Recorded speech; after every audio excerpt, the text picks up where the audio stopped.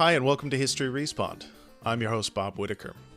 On today's episode, we'll be talking about the Saboteur, developed by Pandemic Studios and published by Electronic Arts in 2009.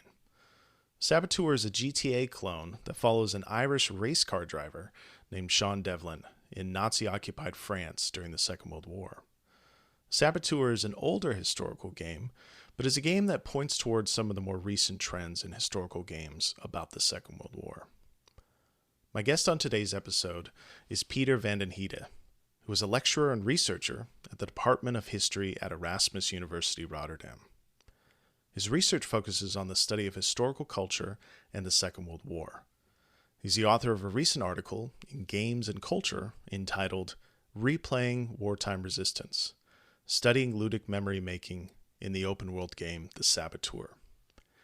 He's also the author of a dissertation entitled Engaging with the Second World War Through Digital Gaming, which you can find online. Pieter, welcome to History Respawned. Yeah, happy to be here. Happy to be here, and thank you very much for having me. Of course. So, Pieter, what drew you to studying the Saboteur? Because this is kind of an older game. It was a game that I felt kind of came and went when it at least came out here in the States in 2009. But it does have some interesting, I guess, depictions of the Second World War. So what drew you to this game in particular? Yeah, I would say that the interest is substantial and mostly drawn from my historical background. So not the game per se, because I know that there were some problems with the launch of the game also. So I know that it kind of came and went, but I think there's quite a bit of stuff in there that just substantially makes it kind of an interesting case study. So that's how I arrived at it. I would say, I guess, two things. First off, I think it offers a pretty solid case study to delve a little bit deeper in open world games as a genre. Like, I think there's quite a bit of stuff on Assassin's Creed, for example, but this game, well, thematically, it has a specific setting, and at the same time, I also feel that open world games could use some more work. So in that sense, this game offered like a pretty good case study for that, to delve a little bit deeper in the ins and outs of the genre. That's one point. The second point that I would highlight is, so when I started working on this topic, World War II and video games, many of the games that were available were the first Call of Duty games, and a lot of the scholarship at the time was written by U.S. scholars, who would then look at Call of Duty as, it's a rehash of, the good war story. The Greatest Generation is depicted in here. So it's very much, it closely connects to, for example, U.S. memory discourses about World War II. And so the reason why I wanted to then, expand on this game in particular is because it has a more direct connection in a way with the European experience of the war.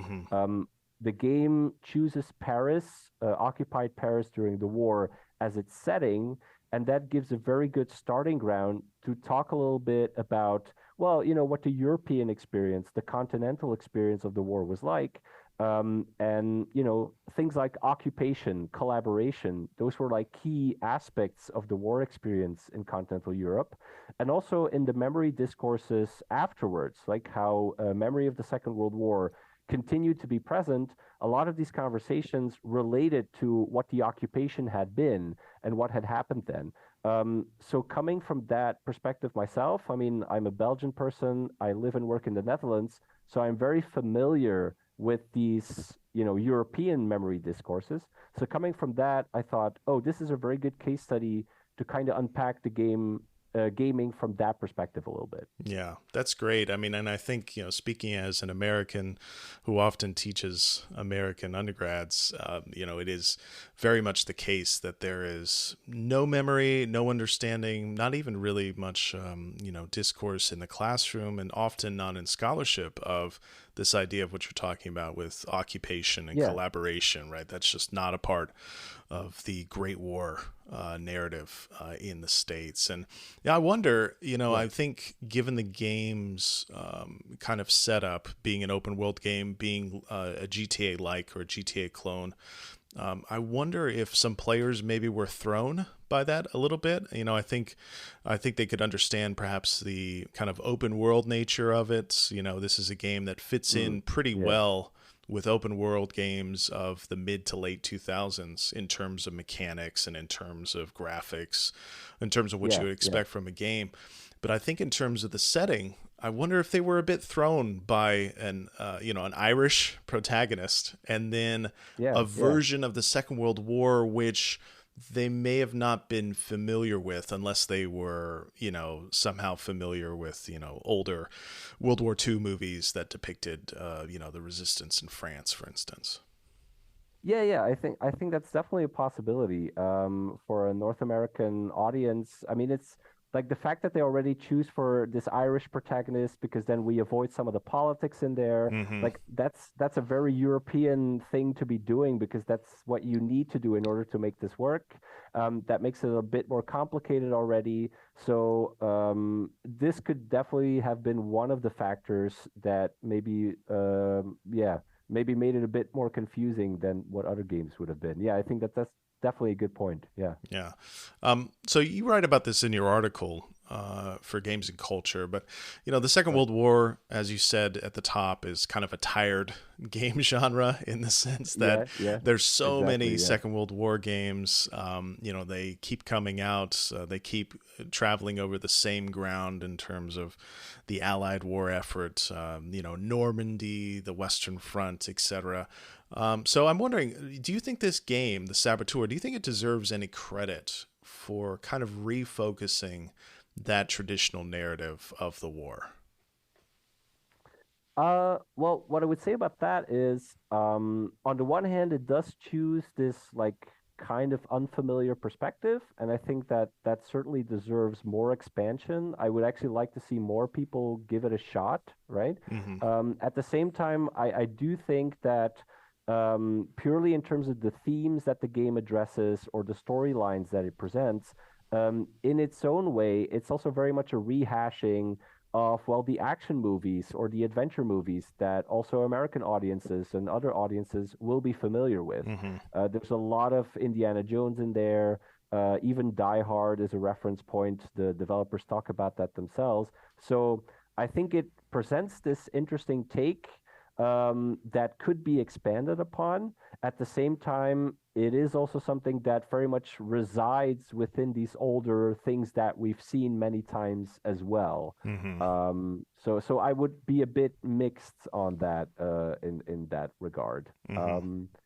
But so maybe expanding on that a little bit, what I would say though is, and this is also one of the things, what drew me to this game, the topic of occupation and collaboration. I think what this game does is it gives you some rendition of what that could be in a game form.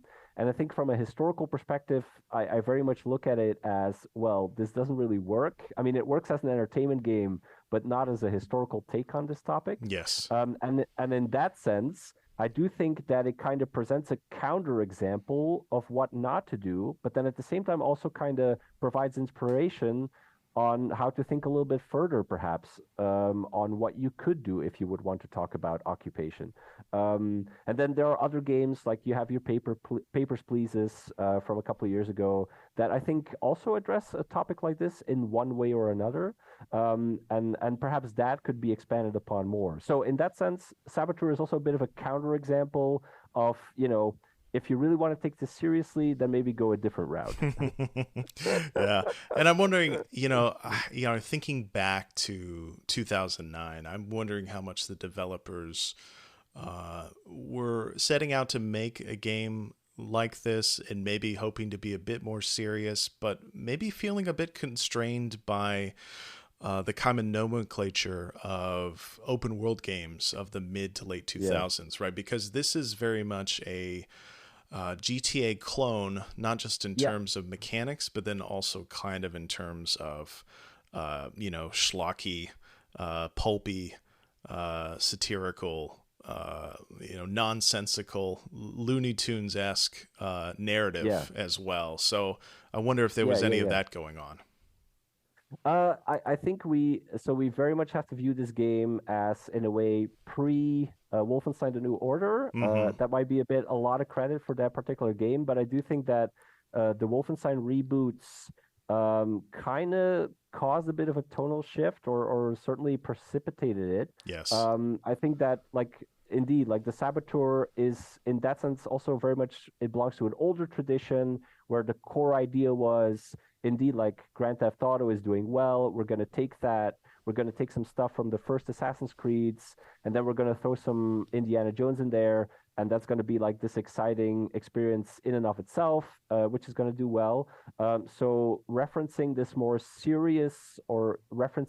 serious topics, like Wolfenstein: The New Order does, wasn't really on the radar at the time in the AAA space, I think. Yeah. So yeah, I think it very much resides in that older space in that sense. Yeah. Yeah. Yeah.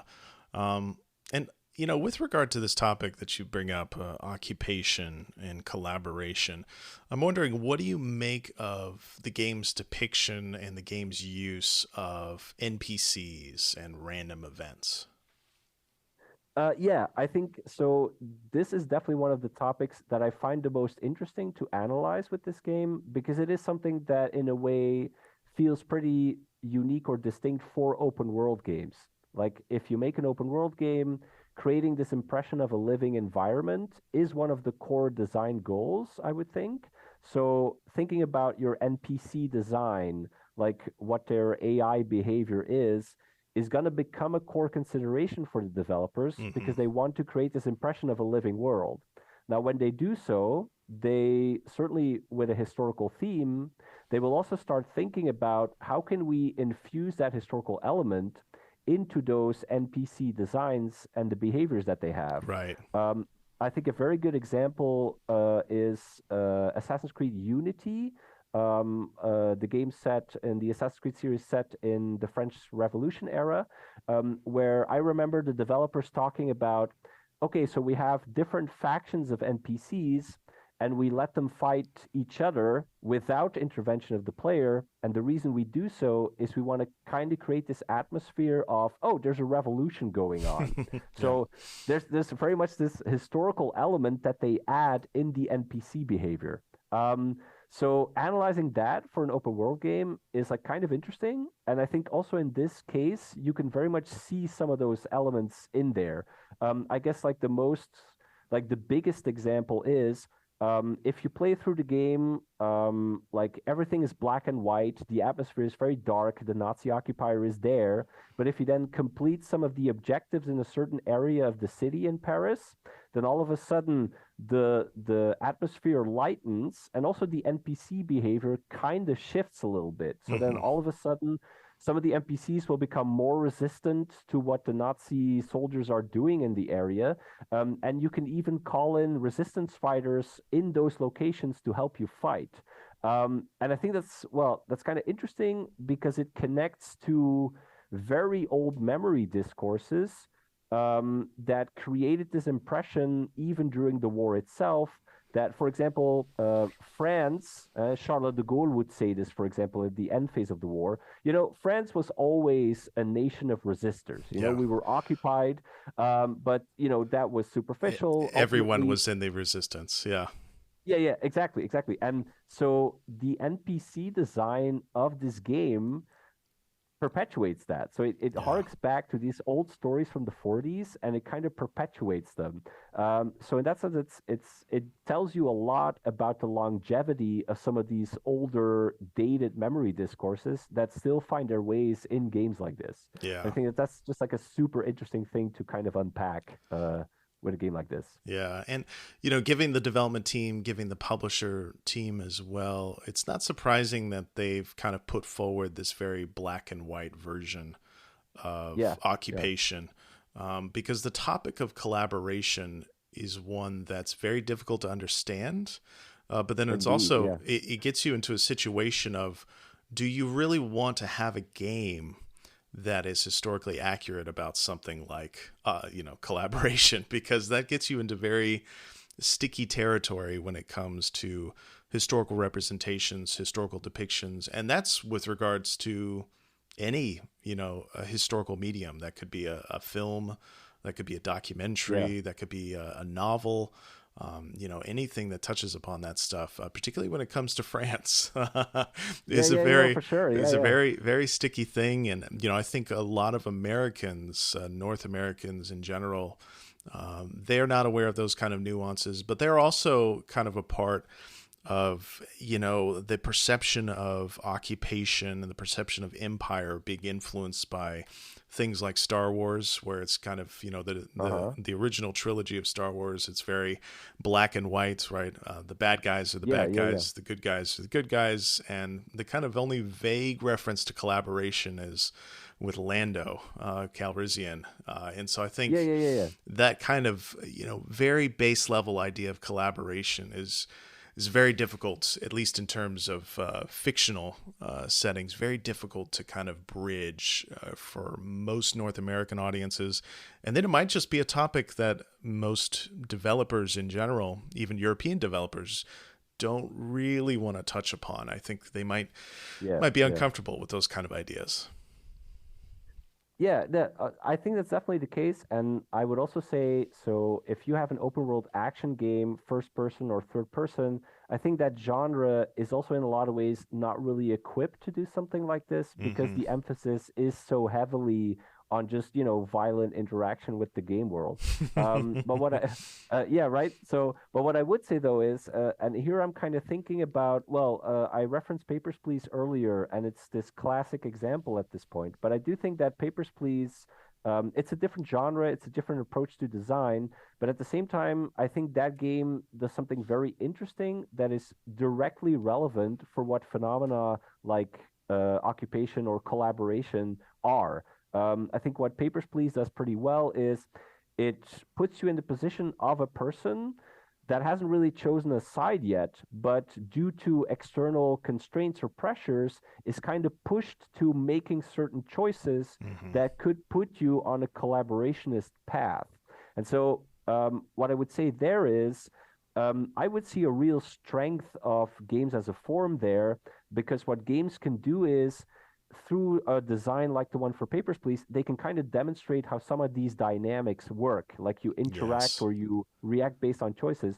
And here I would even say, like, if you have a classic historical narrative, these narratives in a lot of ways are actually not very well equipped to discuss something like this Yeah. because the narration is always post fact, right? Yes. It is in a way a rationalization of what happened in a sense, and a game form can kind of put you in this on the moment, in the moment Yes. dynamic interaction. And that's a very strong suit. So I would say that I totally understand that like third person action games don't do this type of stuff. They're not very equipped for it. But games as a form could actually very much add something that in other forms we're not really able to discuss or explain very well. So in that sense, I would certainly say that games do offer some possibility for that. Yeah, I think that's a really, really good point. And, thinking back to 2009, I think just in terms of historical games, this game fits in well with the kind of window dressing approach to history that we had Yeah, from early Assassin's Creed games. And then I yeah, think, Red Dead Redemption 1, which came out around this time. So, in the yeah, yeah, context of its age, this game fits in pretty well. But, from kind of position of educators and scholars, and then certainly maybe even historical game players today, this game kind of suffers from yeah, from hindsight.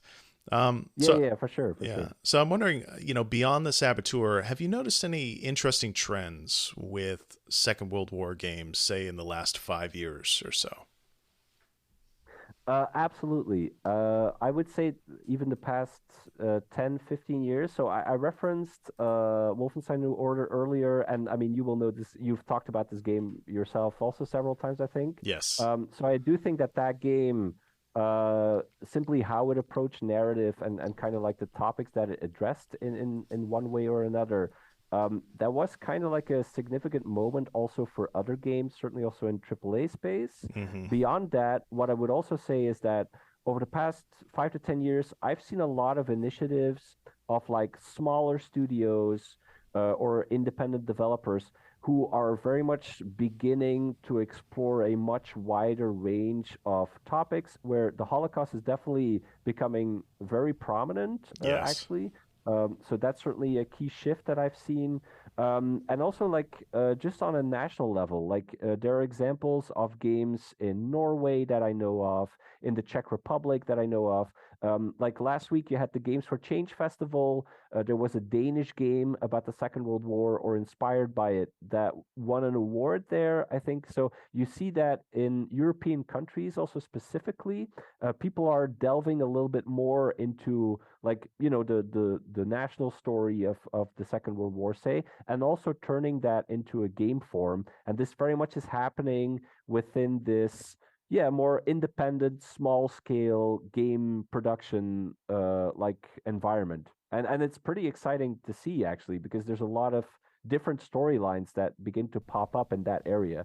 So really, yeah, really looking forward to what's coming next also in that sense. I do too. And yeah, thinking, some of the developers you've mentioned, and, thinking about the kind of centering of different topics in Second World War history, the stuff from Paint Bucket Games, Through the Yeah, Darkest of yeah. Times, and then Charles Games with their series about, the Czech experience during the Second World War. Sovoboda 1945 in particular was the most recent title, which was really good. Yeah, yeah, And having those games, I think, is so important because not only do they focus on different topics with the Second World War, but they're often games that don't require a lot of what you might call gaming literacy, in the sense that, if you're talking yeah, about the Saboteur, you've got to have the ability to understand open world mechanics, but then yeah, also the yeah, physicality of actually controlling a third person action protagonist, which yeah. is a difficult hurdle. I've got two young kids now, and we've kind of begun to explore the Ratchet and Clank series, and one of the problems Yeah. they have is simply using the controls, and in particular, learning how to use on a PlayStation controller, learning how to use the right stick to control the camera, which is Yeah, yeah, something yeah, that yeah, yeah. kids would struggle with, but also many adults. And so with these indie titles, you're getting games that can be played on a phone, with one thumb, or they can be played with a mouse and keyboard, and they can be played on basically any machine, right? Yeah, Basically yeah. any computer that still operates today. Even 10-year-old computers could probably run Papers, Please, or they could run Through the Darkest of Times. And I think that's a really important initiative, and really exciting. Yeah, absolutely. I fully agree. I would also add, like, just game length. I know that that has been quite a Yes. conversation in the industry also, and not having a game that takes 15 to 30 hours is just, that's big for so many people, right? So in that sense, yeah, that's definitely like a very good and important development. Yeah. So, are there any topics, and you can touch upon your own kind of personal history with studying the Second World War? Are there any particular topics with relation to the Second World War that you would hope that a developer, or maybe a developer working with a scholar like yourself, that you would Yeah. hope that future games would deal with, or would tackle with, or make an attempt to deal with? Yeah, here I would mostly reference what we talked about earlier as well. So if I think about the situation in the Netherlands specifically, for example, around the year 2000, like, a big controversy was, well, it surrounded a book that was published by a journalist, and that book was called Grijs Verleden, or Gray Past in English. Mm-hmm. And so, well, it was just a history of the Second World War, but, like, the title imposed a pretty strong framing on that narrative, which kind of pointed to, well, during the war, people were just doing stuff to survive. It wasn't black and white, it was just morally gray. And it caused quite a controversy at the time because people thought, like, oh, but you're just erasing, what a lot of people have done in the resistance, and you're just, like, downplaying all of that. And so, just following that conversation, it just pointed to me that this is such a clear example of how narration fails. Mm-hmm. Like, I mean, I think Yes. the book made quite some, normal observations, all that. But that framing device steered the conversation in such a clear direction. And for me, it feels like games as a form could kind of just like delve into that a little bit and show you some of these processes, also specifically for a Dutch case. So I would actually love to work on a game that kind of tackles that occupation, collaboration, that topic, also specifically in a Dutch setting. That would be something that I would definitely love to work on, or love to see appear at some point.